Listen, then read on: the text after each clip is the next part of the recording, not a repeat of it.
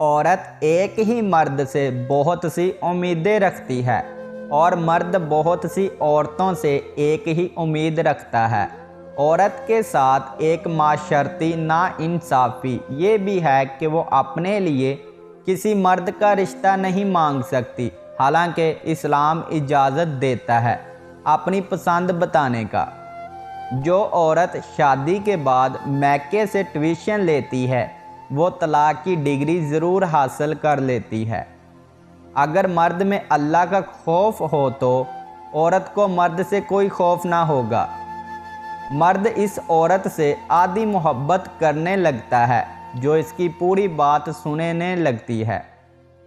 औरत को बिस्तर पर लाते वक्त कुछ नहीं याद होता, लेकिन जब शादी की बात आती है तो 7 नस्लों तक की ज़ातें याद आ जाती हैं।